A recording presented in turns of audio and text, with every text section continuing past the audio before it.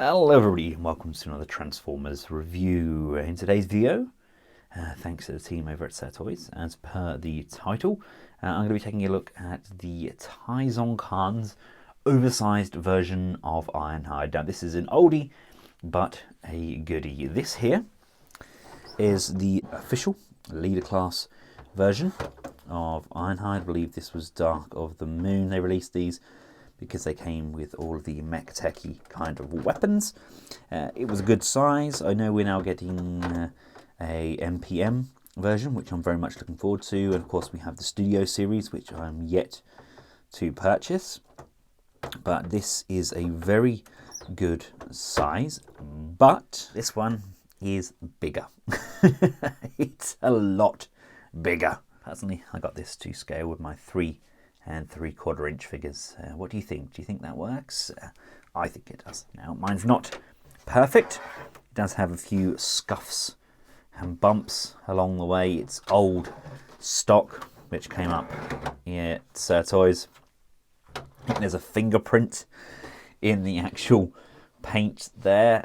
Now, it does come with a missile, a set of instructions, and a very small mech tank weapon.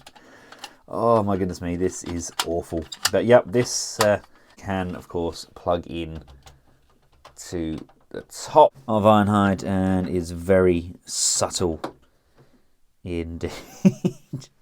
Still kind of works though, just what a horrible noise. That's something I really wish they'd done with this set.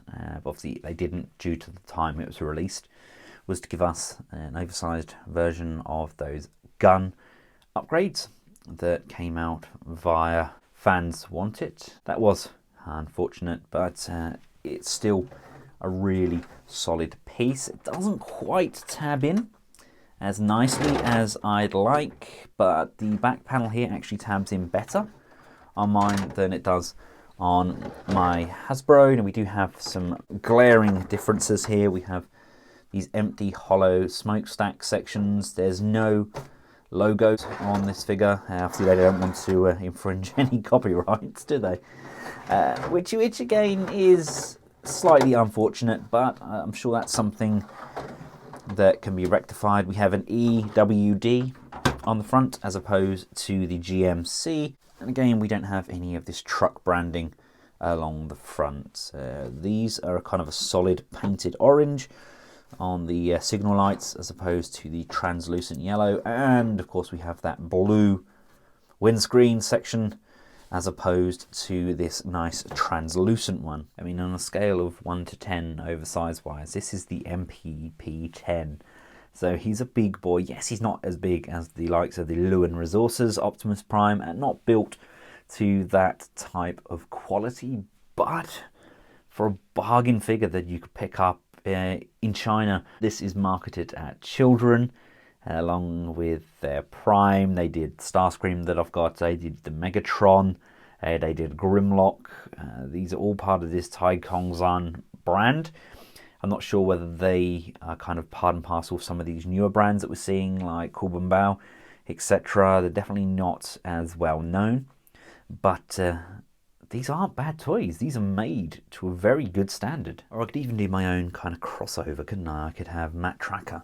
I know he's a little bit small, I guess, judging by the size of the door. I don't know, that's not too bad. I just kind of wish they'd done more of these characters as well. I know Toys have the red version of Ironhide, which I think in the standard size was possibly Hunt for the Decepticons release, was it? I'm not entirely sure, but I know it was kind of rare as rock and horse poop. So they've got an oversized red version, which I may get if I have enough of a build-up of store credit. It's not something I go out my way to get. But the functions on this remain the same. He does still roll, and we do have this ability by pulling on these tabs. And not quite go as smoothly on mine as it does on my Hasbro release, but they come up nonetheless. So we still have those weapons, and they don't look too dissimilar to the originals. Yes, the paint on this is a little bit lackluster. Could do with definitely having a black wash over it, but the actual colours of Ironhide himself are completely wrong. They should all be kind of black washed, but I think that's something that's rectified with the new MPM version. But yes, this isn't bad at all. And we have quite a bit of room on the flatbed at the back there. And finally, here he is alongside the TAIKONGZHANS version of Starscream, done in those G1 style colours, whom I currently have displayed in vehicle mode in my Human Alliance section, because he's pretty much spot on. Right, now to get Ironhide transformed up into his robot mode, let's start off by disengaging the front of the cab. We can move that up, and these side panels are going to come off. They're going to come away from this part here, and they're going to come away from this part at the back, and they're just going to untab from the underside here. You want to do that for both sides. You then fold this piece under on both sides. These leg panels here come away, and they're going to come downwards.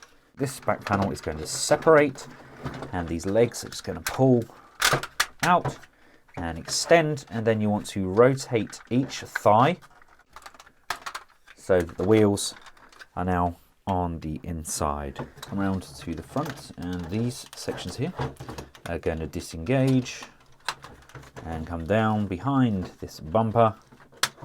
This is going to lift up, and then these shoulder pieces come untabbed.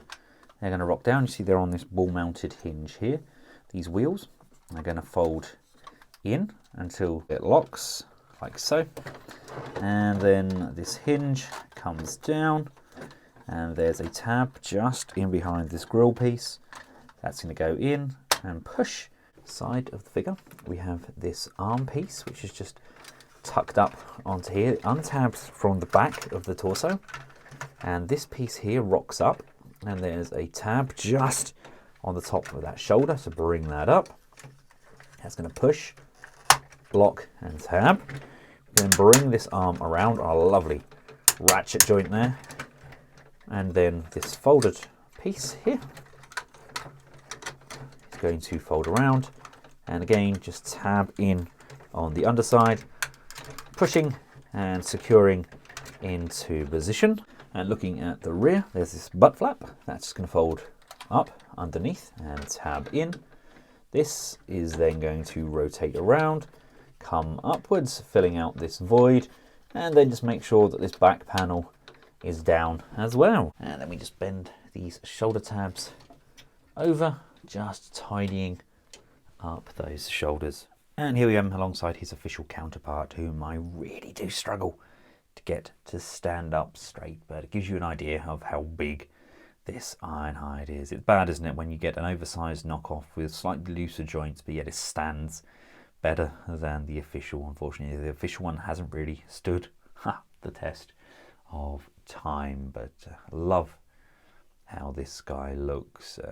Don't know if I'm going to have anywhere to display him like this, because he's rather large and my display room is rather small these days, but he is a very sizable, very good looking figure. I mean, that's Toy World Constructor to give you an idea of how big he is. And here we have him alongside the Oversize M01 and the Black Mamba oversized MPM.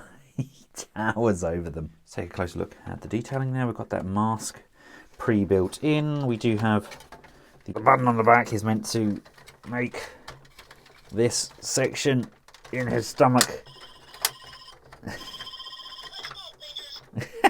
Oh dear, forgot the sounds these things had. It's meant to make this bit spin on the back, but the function is pretty much non-existent. There we go. We can bring this chest cannon out. It's not gonna.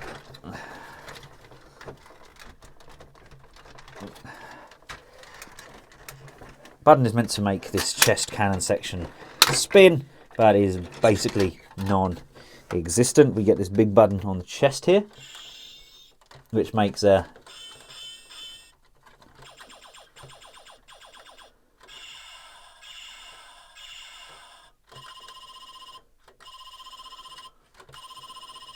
movie accurate sounds.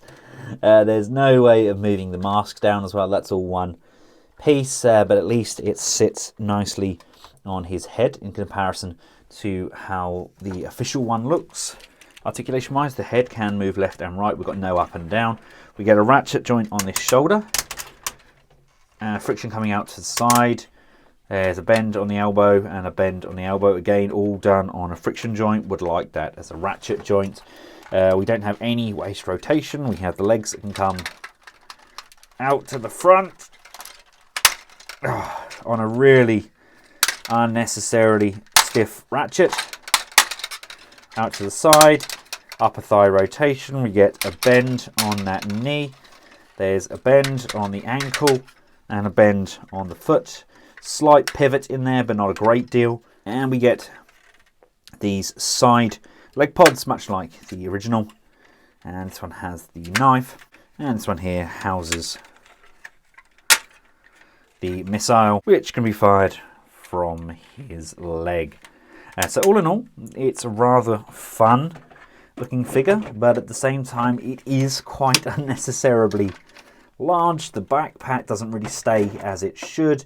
We do have those absolutely ridiculous sounds, and it's not exactly the most screen accurate of Ironhides, but his vehicle mode is nice. It all holds together rather well, and if you can get this for a good price, then I recommend it. It's a fun toy. The Megatron's nice.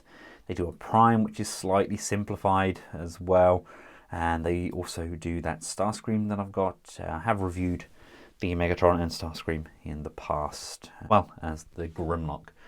I will include a link to where I purchased this over at Toys. You're meant to be able to attach this thing in his bot mode as well. It goes in his hand apparently, but it does tend to want to kind of just knock him over because it's really, really heavy. But